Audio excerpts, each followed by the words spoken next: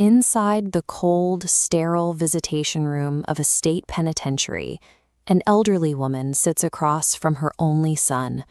She is exhausted, worn down by years of grief. He is a hardened inmate, dressed in a standard-issue uniform, sitting behind a heavy iron grate. The room is loud, echoing with the voices of other inmates.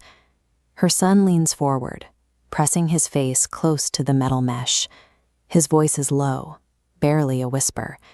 He asks his mother to lean in, telling her he has a secret he needs to share. Desperate for connection, hoping for an apology or even just a word of comfort, she presses her ear tight against the cold iron. What happens next is an act of violence so shocking, it raises a terrifying question. What sequence of unchecked choices could drive a devoted mother and her beloved son to such a brutal, unforgivable ending? To understand how they ended up in that room, we have to go back 20 years. Following the sudden loss of her husband, this mother poured her entire life into raising her only son. She worked grueling hours, sacrificing her own needs to ensure he grew up in a warm, loving home, where he was the center of her universe.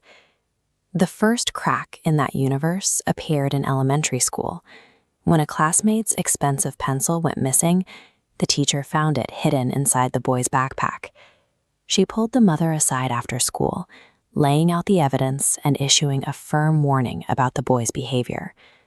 Back at home, the mother confronted him, but the moment the boy's eyes welled with tears, her resolve evaporated. Instead of establishing a boundary or making him return the pencil with an apology, she wiped his tears and told him it was okay, as long as he didn't do it again. This diagram shows how the mother's protection acts as a literal barrier. When external consequences strike, like that warning from school, they never actually reach the child. The shield absorbs the impact, allowing the behavior inside to grow entirely unchecked. As the boy entered his teenage years, that missing pencil was replaced by missing watches, stolen books, and cash vanishing from neighbors' homes. The community tried to intervene. Neighbors repeatedly knocked on the mother's door, bringing physical evidence and first-hand accounts of her son walking away with their property. Her reaction was entirely defensive. She turned her neighbors away, insisting her son was innocent and accusing the community of targeting a fatherless boy. The teenager watched this play out from the shadows. He didn't see a mother's love. He saw a loophole. He realized that as long as she stood in the doorway, he was effectively invisible to the rules of the world. When a small mistake doesn't meet a boundary, it doesn't just go away. It sets a new baseline. Theft becomes a habit, and a habit became a lifestyle, simply because nothing ever forced him to stop and look at what he was becoming.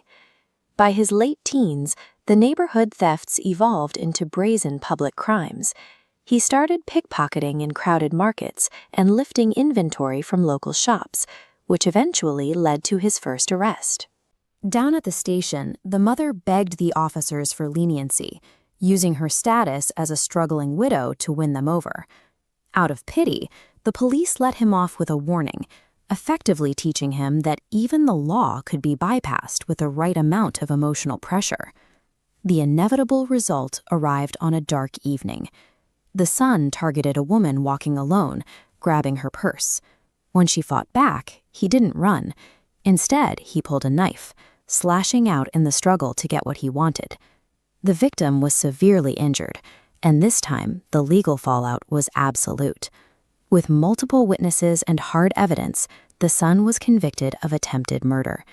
A judge handed down a multi-year prison sentence, a reality the mother's tears could no longer change. When a parent's protective bubble prevents a child from learning to respect small boundaries, society eventually enforces them with iron bars. The legal system stepped in to provide the hard limit the mother never could. Which brings us back to that cold prison visitation room. Months into his sentence, the mother sits opposite her son, separated by that heavy iron grate. He whispers for her to come closer. Still hoping for some sign of the boy she thought she raised, she presses her ear tightly against the mesh.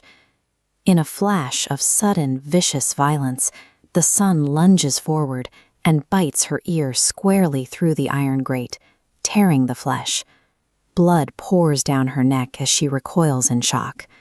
Through her agonizing pain, she screams at him, demanding to know why her lifetime of protection was being repaid with such unhinged cruelty. The tragic irony of this moment is that the very protection she gave him had become the weapon he used to hurt her.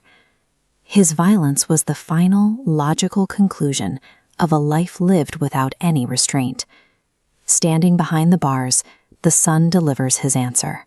He tells her that he targeted that specific ear because it was the same ear that listened to the warnings of his teachers and the complaints of their neighbors, yet chose to hear only what it wanted to hear.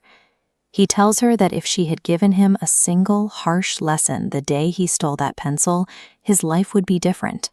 A small temporary pain back then would have saved him from the permanent cage he lives in now.